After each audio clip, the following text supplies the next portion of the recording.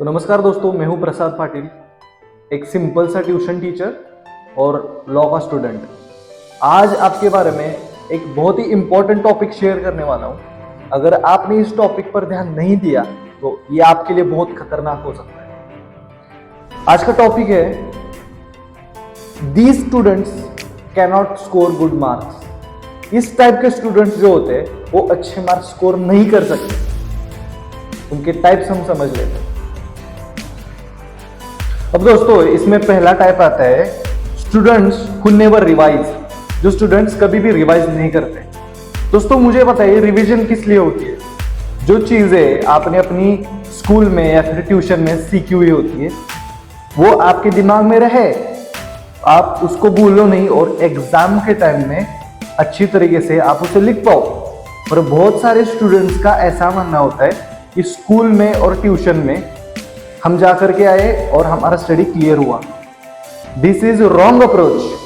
आपको ये जो मैं अभी नंबर्स बता रहा हूं वो ध्यान में रखने, 2, 3, 5, 7 एंड 11। सही सुना आपने, 2, 3, 7, 5, 11। ये जो नंबर्स है ये डेज है। 2 दिनों के बाद 3, 4, 7 और 11 इन दिनों के बाद में आपको रिवाइज करना है। फॉर एग्जाम्पल, आज हमारा टॉपिक होता है केपलर्स लॉ और घर जाकर के आप इसे रिवाइज करते हो और 2 दिनों के बाद आपको रिवाइज करना है यही सेम टॉपिक। उसके बाद 3 दिनों के बाद रिवाइज करना है और वो 3 दिन होने के बाद में 5 डेज के बाद। ऐसे अगर आपने रिवाइज किया तो मैं आपको गारंटी देना चाहूंगा कि आपने जो कंसेप्ट रिवाइज किए हैं वो एग्जाम टाइम तक क्या आप पूरी लाइफ में नहीं भूलोगे। ध्यान में रखो ये चीज। दूसरा पॉइंट जो आता है कि जो स्टूडेंट स्कोर नहीं कर सकते वो है students the one who never memorize. जो स्टूडेंट्स मेमोराइज करना ही नहीं जानते हैं। अगर आपने मेरा पहला वाला वीडियो नहीं देखा है हाउ टू मेमोराइज, वो जरूर देखिए क्योंकि आपको पता चलेगा मेमोराइज कैसे करना है। तो स्टूडेंट्स हु नेवर मेमोराइज, उनका क्या होता है, वो सिर्फ रिवीजन करते रह जाते हैं, उस लूप में रह जाते हैं, पर उनका स्टडी अच्छे से नहीं हो पाता है। उनको उनके मन को वो बताते रहते हैं कि मैंने रिवाइज किया है, पर उनकी रिवीजन सक्सेसफुल नहीं हो पाती है। इसका रीजन एक ही है कि वो मेमोराइजेशन नहीं करते। अब मेमोराइज कैसे करना है मैं आपको यहाँ सिर्फ पॉइंट में बताऊंगा। अगर आपको डिटेल में समझना है तो आपको वो वीडियो देखना है, यहाँ पर थंबनेल दिख जाएगा या फिर आप चैनल में जाकर के देख सकते हो। वो पॉइंट है कि बेड टाइम मेमोराइजेशन। आपको बेड टाइम में जब आप जाओगे तो दिन भर में क्या हुआ उसको मेमोराइज करना है, number 1 point. Number 2, after reading memorisation. For example, tuition के टीचर ने आपको 10 क्वेश्चन दिए तो घर में जाकर के उनके 10 आंसर्स आपको एक ही बार में पढ़ने हैं और आपको मेमोराइज करना है कि कौन कौन से आंसर आपको याद आ रहे हैं, और जो आंसर आपको याद नहीं आ रहे उन पर ही आपको स्टडी करना है, प्रैक्टिस करनी है। ये नंबर 2 पॉइंट हुआ। Number 3, keywords technique. कई बार पैराग्राफ्स बहुत ज्यादा बड़े होते हैं तो उनमें से इंपॉर्टेंट कीवर्ड्स को अंडरलाइन करके उन्हीं कीवर्ड्स को आपको ध्यान में रखना है। फॉर एग्जाम्पल, मैं आपको केपलर का लॉ का एग्जाम्पल बताता हूं। केपलर का फर्स्ट लॉ है कि planet is revolving in the orbit and sun is at its foci. इसमें 4 शब्द बहुत इंपॉर्टेंट है, 3, 4। 1 फोकाई, दूसरा ऑर्बिट, तीसरा प्लैनेट और 4th सन। ये अगर 4 वर्ड्स आपके ध्यान में है तो आप केपलर के लॉ को भूल नहीं सकते हो। अब इन 4 शब्दों को ही आपको लर्न करना है, इसके रिगार्डिंग ही वो सेंटेंस तैयार होगा। देखिए कैसे। हमने कहा था ऑर्बिट, फोकाई। ओके, ऑर्बिट आपने ध्यान में रखा तो ध्यान में क्या आया, प्लैनेट। फोकाई आपने ध्यान में रखा तो आपके ध्यान में क्या आया, सन। तो इसे हम अब सेंटेंस तैयार करेंगे। कैसे? देखिए कि सन इज एट इट्स फोकाई, ये एक सेंटेंस हुआ। और दूसरा क्या, planet is revolving around the orbit. This is it. It is as simple as that. So, keyword technique और last but not the least most important point, fast fast fast. आपको ये काम बहुत फास्ट करना है, जल्दी करना है, क्योंकि आपने अगर फास्ट नहीं किया, धीरे धीरे किए, तो आप बोर हो जाओगे। आप घर जाकर के देखिए, आप जब बोर होते हो तो क्या होता है, चीजें आपको समझ नहीं आ रही होती। अगर आपने रीडिंग फास्टली, बहुत रैपिडली पढ़ना स्टार्ट कर दिया, तो क्या होता है, आप बोर भी नहीं होते, आपको ये इंटरेस्टिंग भी लगता है और उतनी जल्दी चीजें आपके दिमाग में जाती है।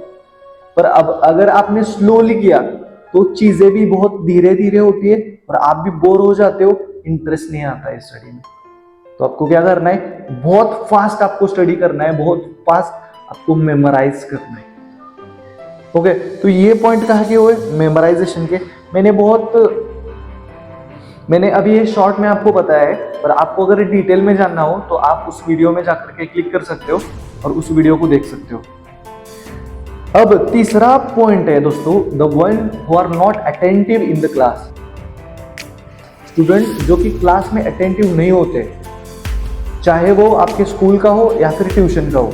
अगर आप स्कूल ट्यूशन के क्लास में अटेंटिव नहीं हो तो आपके कंसेप्ट्स ही क्लियर नहीं होंगे। तो घर जाकर कितना भी मेमोराइजेशन करो या फिर कितना भी आप रिवीजन करो, आपका कुछ नहीं होने वाला है, आपका स्टडी अच्छा नहीं होने वाला है। तो आपको क्या करना है, क्लास में जब टीचर्स पढ़ा रहे हैं, आप भी अभी ये वीडियो देख रहे हो, 90% स्टूडेंट्स का मैं जो क्या कह रहा हूँ उस पर ध्यान ही नहीं है। ध्यान दो, ध्यान दो। ओके, तो आपको क्या करना है, क्लास में ध्यान देना है। अब नेक्स्ट पॉइंट आता है दोस्तों, पिक्चोरियल डेटा। अगर आपको कोई भी कंसेप्ट समझ नहीं आ रही है तो गूगल पर जाना और उस पर सर्च करने के बाद इमेजेस सेक्शन में आना और इमेजेस देखनी है आपको, सिर्फ इमेजेस। इमेजेस से क्या होता है कि वो चीजें आपको बहुत जल्दी समझ आ जाती हैं। It is also again part of memorisation. तो मैं हाईली रिकमेंड करूंगा कि आप इस वीडियो को जरूर देखिए, आपको पूरी कंसेप्ट मेमोराइजेशन के रिगार्डिंग क्लियर हो जाएंगी। ये सिर्फ स्कूल स्टूडेंट के लिए नहीं है, college, graduate, post graduate student को भी ये चीजें नहीं मालूम होती है दोस्तों। मैंने रिजल्ट्स देखे हैं, स्टूडेंट जो 60% मार्क्स स्कोर करते थे वो 80% तक भी गए हैं, 80-85% उन्होंने स्कोर किया है, सिर्फ इन्हीं कुछ सिंपल ट्रिक्स की वजह से। तो आपको भी ये अपने स्टडी में इंकलकेट करनी है। और लास्ट पॉइंट आता है दोस्तों, प्रैक्टिस प्रैक्टिस प्रैक्टिस। इन सब चीजों को एक बार समझने से आपका फायदा नहीं होने वाला है, आपको डेली इन चीजों की प्रैक्टिस करनी है। कौन कौन सी चीजें, पहला है आपको रिवाइज करना है, मैंने आपको नंबर्स दिए उन डेज तक। सेकंड है आपको मेमोराइज करना है, मैंने वो भी बता दिया।